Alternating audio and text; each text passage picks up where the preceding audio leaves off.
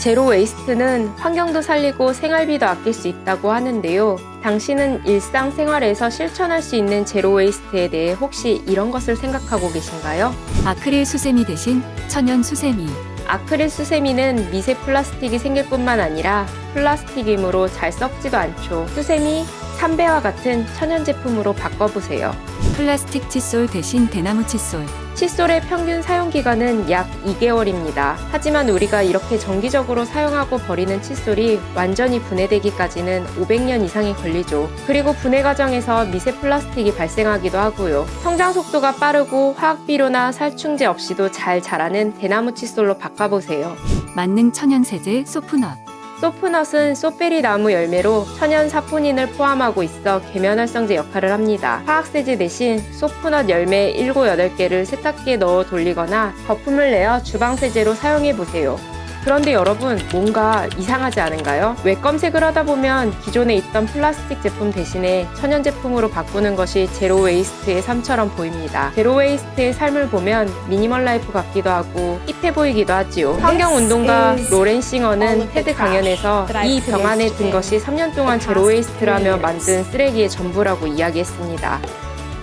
To me, living zero waste means that I don't make any trash. 제로 웨이스트는 영어 그대로 제로 웨이스트, 즉 쓰레기를 만들지 않는다는 것인데 제로 웨이스트를 하기 위해서 새로운 제품을 산다는 것이 아이러니하다는 생각이 듭니다. 책 별일 아닌데 뿌듯합니다에서는 제로 웨이스트를 도와주는 물건들이 있는 건 사실이지만 그 물건들조차 행여 낭비될까봐 아까워하고 되도록 사지 않을 방법을 고민하는 마음이 바로 제로 웨이스트라고 합니다. 그 마음이 빠진 채 제로 웨이스트가 예쁜 물건과 감성들로만 남아 자본주의 속 돈 되는 산업의 한 카테고리로 전락하는 것을 걱정합니다. 그럼 진짜 제로 웨이스트는 어떻게 해야 하는 것인지 궁금해집니다. 영상을 준비하면서 제로 웨이스트를 하는 분들을 알아보니 생활 속에서 여러 가지를 실천하고 있었지만 그중 우선은 썩는데 오래 걸리는 플라스틱 사용을 줄이려고 노력하고 있었다는 것입니다. 전 세계 플라스틱의 45%는 포장용으로 사용된다고 합니다. 그래서 장을 볼 때 가방이나 그릇을 챙겨가고 포장용기가 없는 패키지 프리 제품을 구매하려고 노력을 합니다.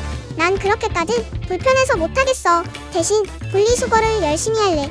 국내 재활용률은 50%대로 세계 2위. 우리나라보다 잘하는 나라는 독일뿐이라고 합니다. 하지만 이 수치는 분리수거율이지 실제 재활용률은 아닙니다. 다른 물질로 바뀌는 진짜 재활용 비율은 전 세계적으로 20%대에 불과하고 나머지는 이왕 버릴 거 에너지라도 얻자는 심산으로 태우는 용도로 사용된다고 합니다. 하지만 플라스틱 소각하면 안 좋은 거 다들 아시잖아요.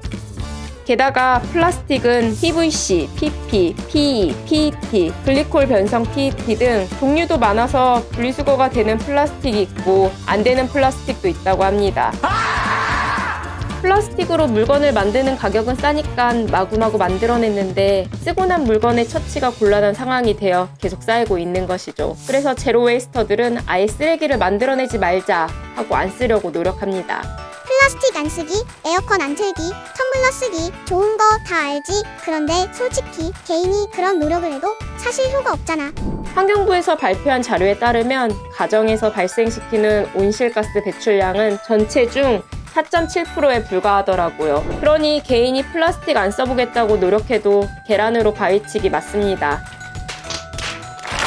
저 역시도 어차피 내가 조금 더 쓰나 덜 쓰나 대세에는 지장도 없는 거 편하게 살자 싶어요. 생리대 대신 면생리대야 생리컵을 쓰고 싶은 마음도 없고 포장이 과하다는 이유로 새벽 배송의 편리함을 포기할 자신도 없습니다. 하지만 책에서는 개인이 환경을 위해 노력하는 행동들을 통해 공감대가 형성된다면 의의가 있다고 말합니다. 개인적인 작은 실천에서 머문다면 결과가 변하지 않겠지만 일회용 컵 대신 텀블러를 챙기는 마음, 티백에서 미세 플라스틱이 나온다는 기사를 봤다 고 집에 있던 티백을 단숨에 버리는 게 아니라 하나씩 뜯어서 찻잎을 모으는 마음, 겨울에 난방이 부족해 서늘하면 내복을 꺼내 입는 마음과 같이 지구를 생각하는 이런 마음들이 서서히 주변에 영향을 주고 연쇄작용으로 점점 더 큰 힘을 내게 된다는 것이죠.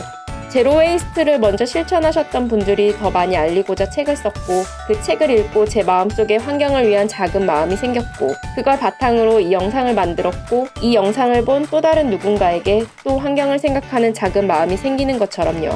이렇게 조금씩 각자가 할 수 있는 만큼 노력하고 사회적 공감대가 생기게 되면 결국 근본적인 해결책까지 다다르지 않을까요? 수고스러움에도 불구하고 사람들이 제로 웨이스트 활동을 하는 이유는 지구에서 살아가는 동안 많은 쓰레기를 남기면서 살고 싶지 않아서일 수도 있고, 아이들에게 오염되지 않은 자연을 남겨주기 위해서이기도 하고, 인간이 오염시킨 환경으로 인해 죽어가는 동식물들을 살리기 위해서이기도 합니다.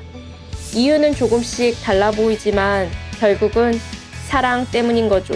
저는 제로 웨이스트에 대해 알고 나서 일회용 컵에 환경 부담금을 부과하겠다는 정책에 대한 거부감이 사라졌어요. 그 전에는 내가 불편해질 것만 생각해서 이 정책이 싫었거든요. 그리고 이 사진을 보고 나서부터는 일회용 빨대를 사용하는 데 불편한 마음이 생겼죠. 플라스틱이나 일회용 제품을 아예 안 쓰지는 못할 것 같지만 쓸 때마다 불편한 마음은 들 것 같아요. 앞으로 저는 일회용 컵 대신 텀블러 사용하기, 일회용 빨대를 불필요하게 사용하지 않기, 시장 갈 때 장바구니 챙겨가기, 비닐봉지 한번 쓰고 바로 버리지 않기 정도 해볼 수 있을 것 같다는 마음이 들었어요. 여러분은 생활 속에서 어떤 실천을 해볼 수 있을 것 같으신가요? 단순히 집안 물건을 친환경 감성으로 바꾸는 것보다는 지구를 사랑하는 마음을 잊지 않고 쓰레기를 줄이기 위해 내가 할 수 있는 노력을 하는 것이 진정한 제로 웨이스트 아닐까요? 그리고 불필요한 물건을 줄여나가는 과정에서 미니멀 라이프는 자연스럽게 따라오게 될 것입니다. 다음번에 더 좋은 영상으로 찾아뵙겠습니다. 도움이 되셨다면 구독, 좋아요 눌러주세요.